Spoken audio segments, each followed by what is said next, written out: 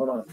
I'm sorry. Hey everybody, this is Eric Mishy, and we are here today to talk about work that we're all doing together to help protect kids online. Just a reminder, I'm the CEO of SAVE, Suicide Awareness Voices of Education. We're a 36-year-old Minnesota-based national nonprofit that focuses on suicide prevention.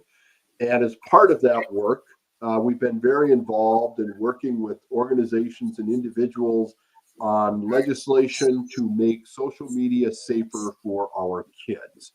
And along this journey, I've had the privilege to be able to meet two remarkable people who have been at the forefront of this fight for much longer than SAVE has been. So I want to thank them for that leadership and the work they've done. Todd and Mia, it's great to see you guys again. Nice to see you too, sir. Yeah, thanks. Good to see you, Eric. It's I want to, first again to kind of just again make it clear that you guys have been doing this for a long time. And so if you would be so kind as kind of share a little bit about how you got into this fight. Okay. Matthew was our son. He was a good kid, loving kid. He just kept it moving. He was always on the go, and a good kid. And so on Great smile. Great smile. Had his dimples, always showed when he smiled, like to pray. We would go to church. He would be one front and center, want to pray. And, they made honor roll, went to school. Kids loved him. He had his little homeboys who he hanged out with, and he's really close to. And so, and he looked out for kids, and he was very helpful, a very helpful kid, and specifically always helping others.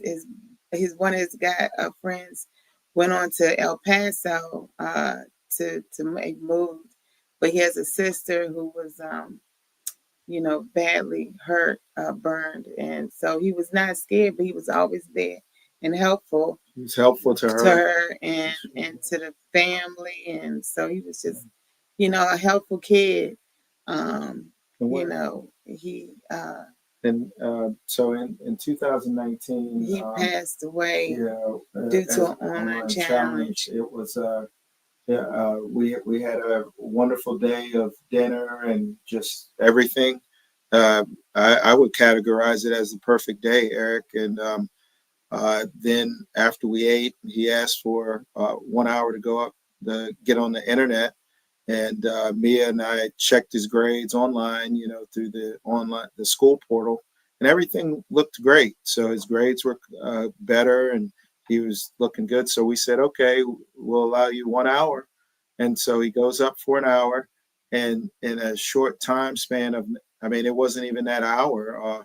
Within 40 minutes, our oldest son, TJ, came home and yelled down. After he went upstairs, he yelled downstairs, come upstairs, there's something was wrong with Matthew.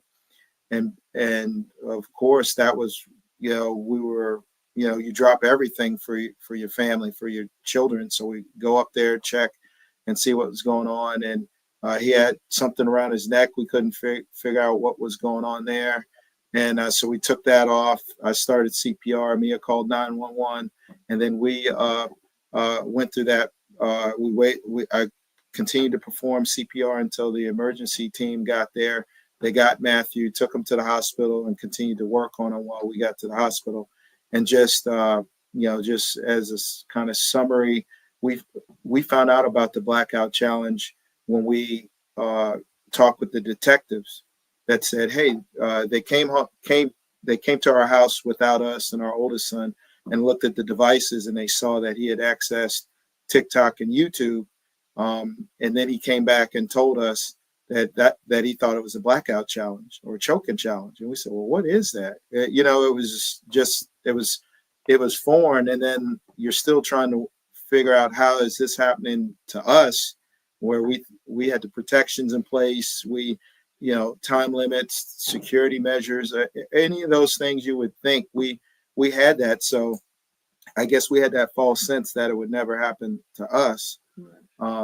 So So that's an important thing I want to talk about. But before I do that, again, on behalf of all of us at SAVE, obviously our sympathies, Matthew, like so many other kids that have been lost to social media, remarkable young man, and clearly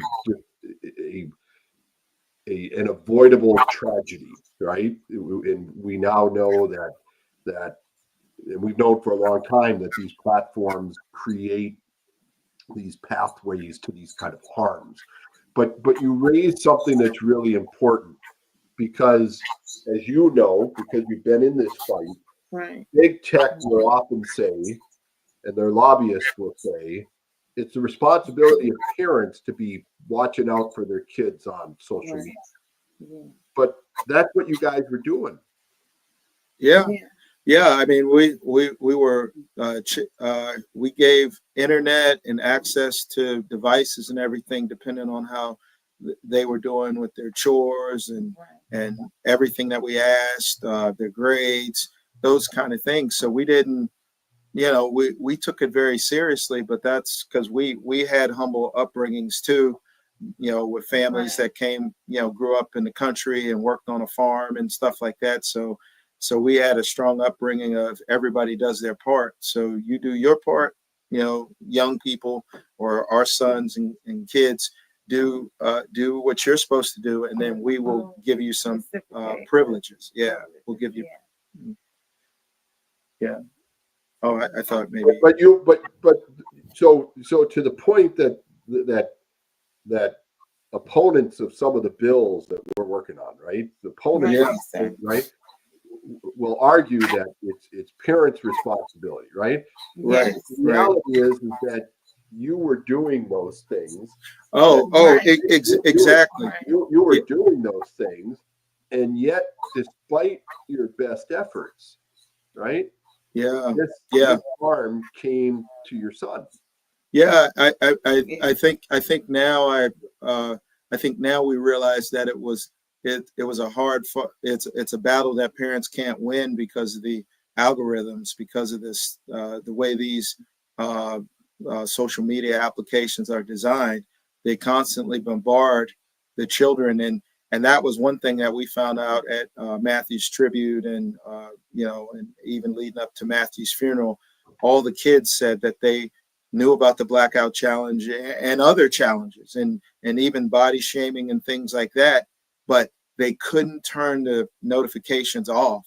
And that was where that's where I think for us the the switch turned on when we realized that this was you have this technology that learns and builds and makes adjustments, because it's an AI driven this algorithm. So it makes adjustments based on what you looked at, or if the young person gave their phone to one of their friends to to look something up, then it would adjust, and then that person, whoever that young person whose phone that belonged to, would get whatever they allowed their friend to look up, whether they wanted it or not. Or even what we've also found is that the kids didn't even look up blackout challenge, and it just, I guess it went by their age group based on what they were looking at. Wow, this is a 12-year-old or this is a 13-year-old, and it just popped the blackout challenge to them. So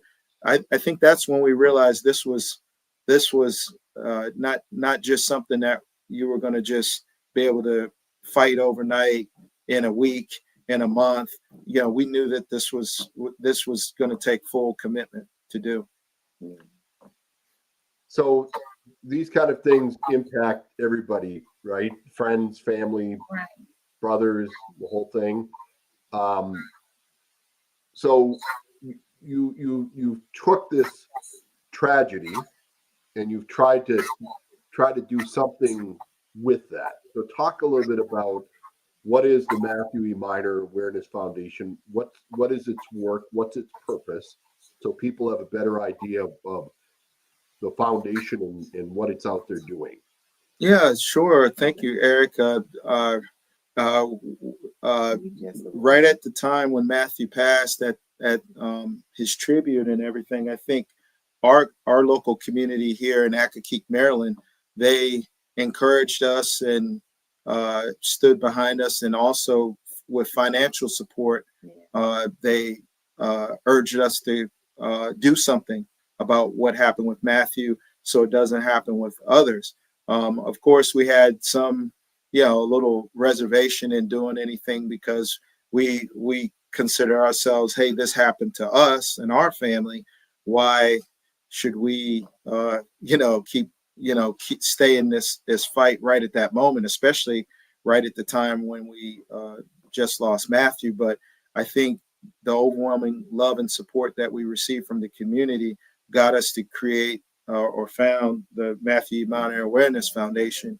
The main mission is to bring awareness to the community, and now just anywhere we're able to share with parents and families on the dangers of social media and the dangers that young people face when they're online.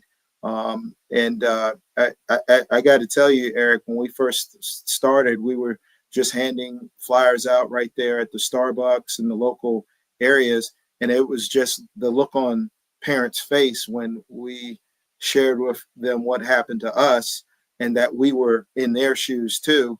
And so that kind of spurred us on to continue. So then we started looking at how else can we help besides just handing out flyers. We figured we'd be able to do more. So we created a scholarship to increase additional awareness. And then we also reached out to our local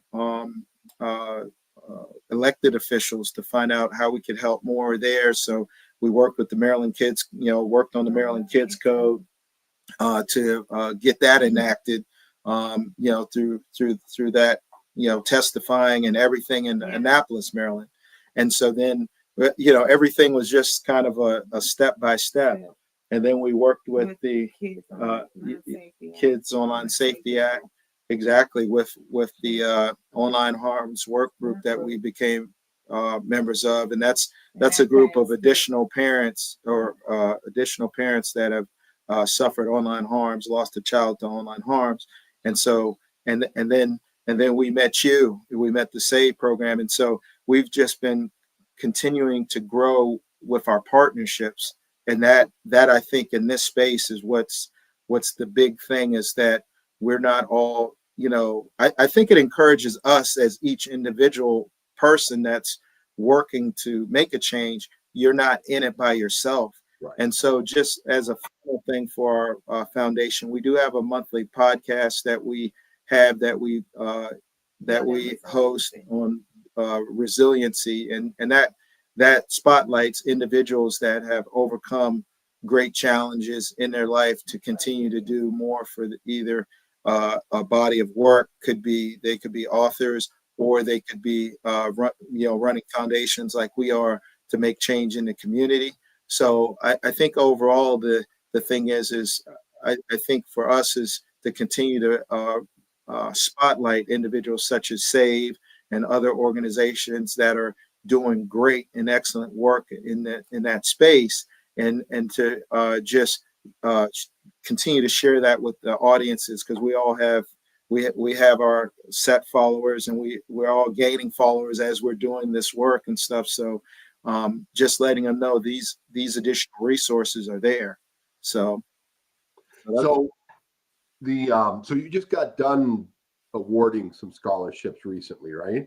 Yes, we did. Yeah, we were this year we were able to raise $10,000 in scholarship funds, and we awarded 10 scholarship applicants.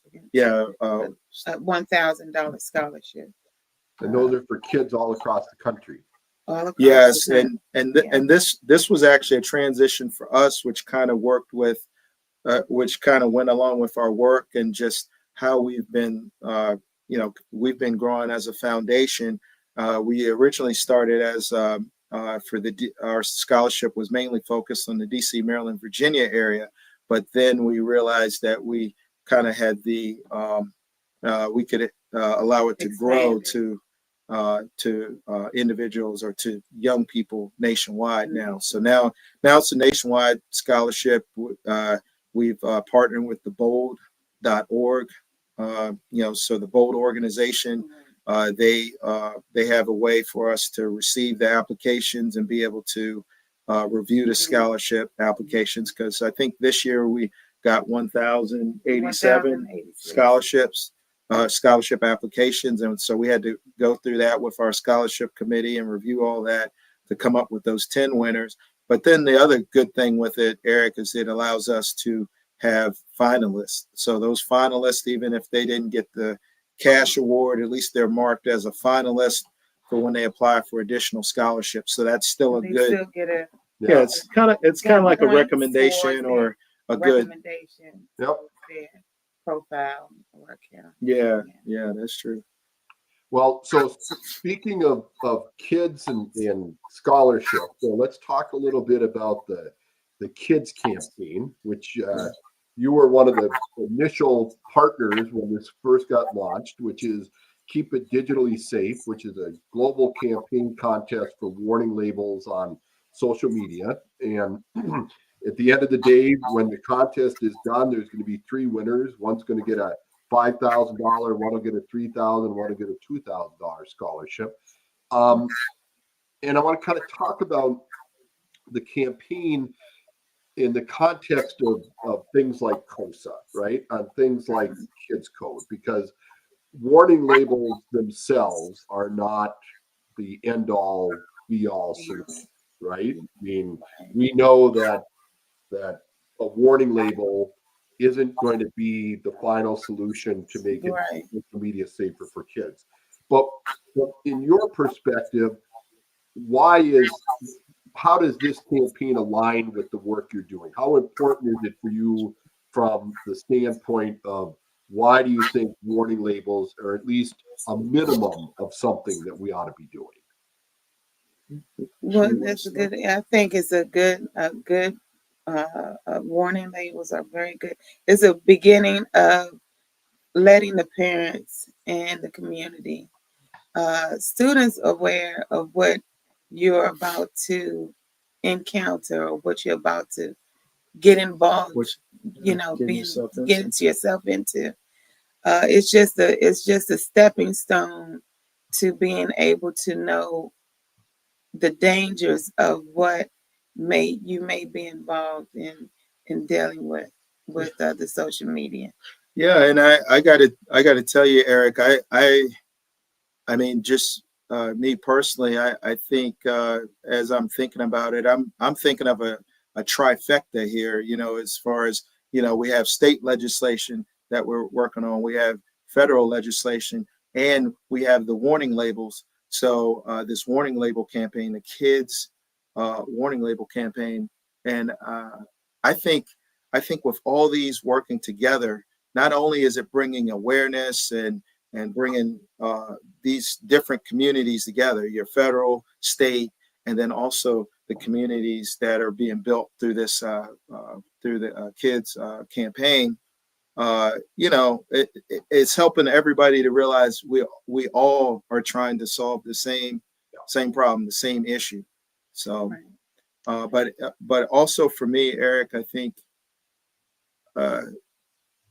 I just have to be honest. I mean, I'm thinking about all these things. If they had been in place, how we would have been able to save Matthew, or been able to be at least a little bit more aware and those kind of things. And I think those warning labels, at least up front, it's the same as cigarettes and other things that the Surgeon General would have a warning label on. At least it kind of has parents look at it.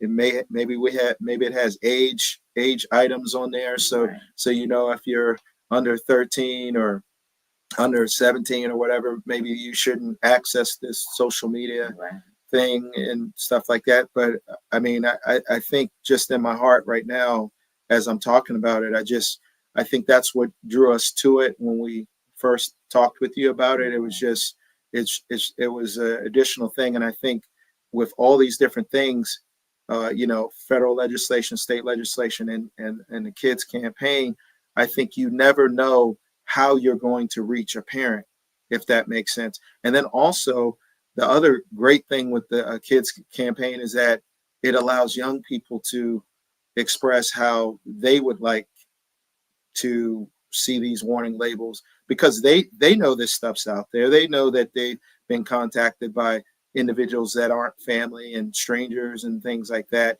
and that feeling of helplessness in maybe that social media app, if you try to report it, they might pause that individual for a hot second, but they rarely take those individuals down.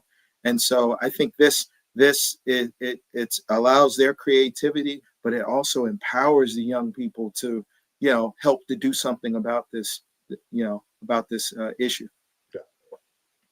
So one of the things that I think is really important, and you brought this up a little bit, is that I think if anything that we can get out of this campaign is to get parents to be aware of these harms, right?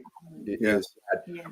I think a key piece of this is that I don't think parents know enough about what's going on these platforms, right? Right. You started out the conversation by saying Matthew was a good kid, right? Right. I would say that pretty much every kid that each of us knows who've been negatively impacted by social media, mom and dad, right, would say they're good kids, right? Right. The challenge here ultimately is you've got good kids who are being harmed by bad people on these platforms, right? By bad things that are on these platforms. As parents who have suffered this indescribable loss, what advice do you give to parents today who might be watching this about how to talk to their kids about those harms that now are there? And not just how to talk to them, but how to make sure that they engage in a conversation with their kids. Yeah, I think a lot of the conversation starters, I think, should probably start off, at least what we advise is you can ask if they have friends that are experiencing those things. So that way don't put your child right on the direct spot. Don't put them on the spot. Ask them if they have friends or others that they know that have experienced, being contacted by strangers on social media, or if they have friends that are participating in these challenges and things like that. I think they'll definitely be more apt to open up if you're not directing it at them. I think also, at least one thing that I've noticed that works when I kind of have this, I take the attitude of, or at least try to convey to them that it's no big deal. Like I'm just asking. It's not a it's the house isn't going to burn down, so to speak, or it's not a big deal if you don't have anybody or know anybody. That's no problem. So I think if you're a little bit more laid back and just, oh, hey, Eric, how was your day? Okay, and then you just leave it kind of loose, kind of easy, and just allow them to reply. If they don't say anything, say, hey, well, if you know of anything, or if you hear of anything, hey, I'm always here, let me know. Or if your friend needs somebody to talk to or whatever, I'm here. And I've found that I've even with young people that we in our family and stuff, when we talk to them from that standpoint, it seems like you get more, because it's it's just like, hey, it's no big deal. Hey, if anybody needs help, just let us know. And then also just reiterating that you're always there to help, or Eric's there to help, or Mia's there to help. And just, not just you, but there's multiple individuals that they can reach out, aunts, uncles, grandparents, organizations, and things like that.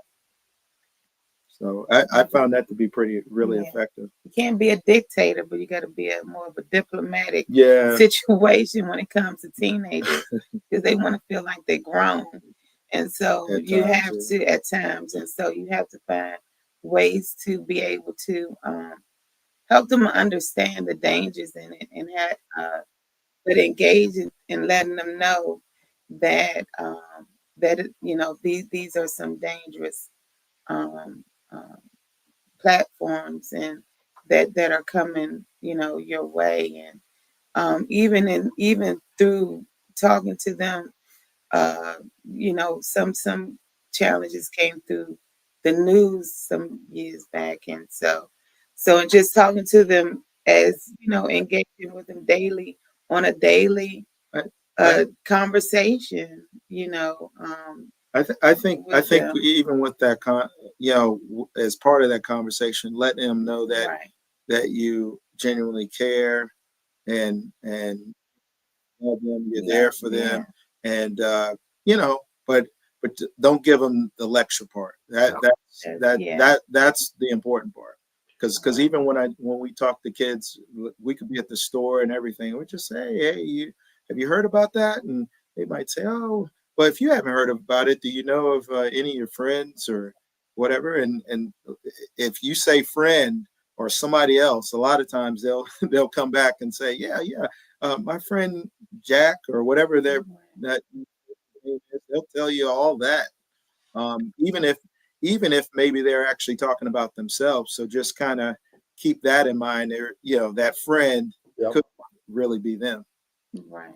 Yeah, I think that's incredibly important advice, because I think one of the things we've got to understand is that a lot of these kids are already dealing with the stigma of what they may be experiencing on social media, right? You've got kids who are being sextorted, you've got kids who are being bullied, right?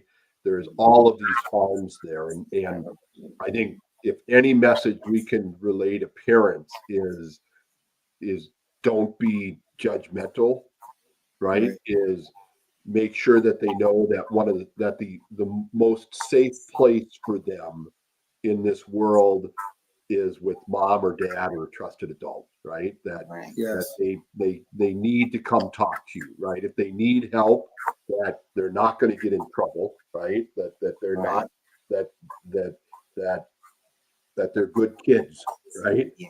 That's That right. um and so I And think create your a approach to safe that space. is exactly right. Yeah.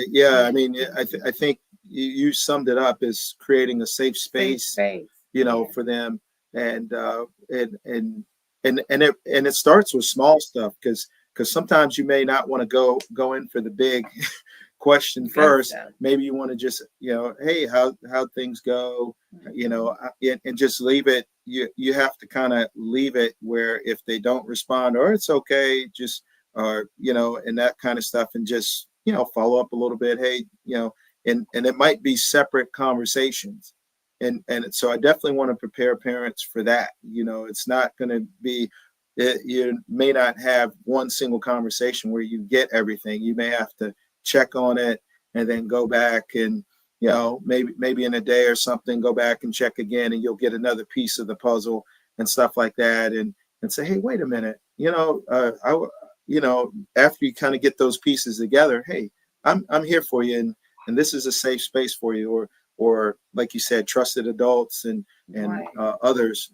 With this comes, you have a village of support with the organizations and trusted adults and your parents to help you through anything that you would face. Well, our time here has been too brief and it's coming to an end, but I want Oh, to thank you both again for the work that you're doing. People can learn more at MatthewMinerFoundation.org, right? yes, correct. So it's scrolling on the screen here. Check it out, learn about the work, learn more about Matthew. And Mia and Todd, all of us at SAVE are so incredibly grateful for the work that you do, and just in awe of your courage and your commitment and passion to help other parents and other kids.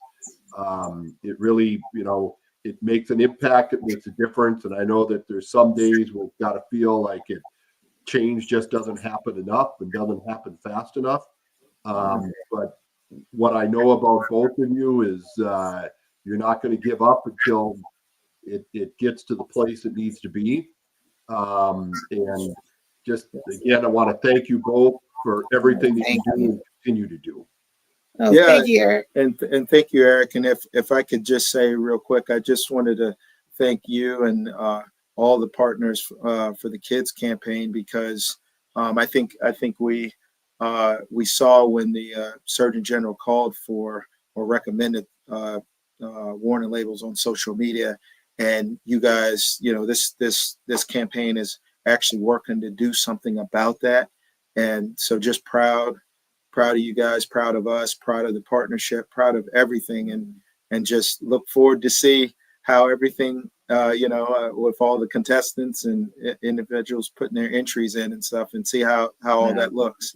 We keep pushing. We added a couple new partners. In fact, today, that's good. I have a phone call tomorrow evening with nonprofit from Singapore that would like to join, and then on Friday with another one from I can't remember what country in South America, but we will soon have nonprofit groups from 6 continents that are a part of this campaign. So we just got to keep building it, right? And I'm proud to be on this journey with you both and with the Matthew E. Miner Awareness Foundation.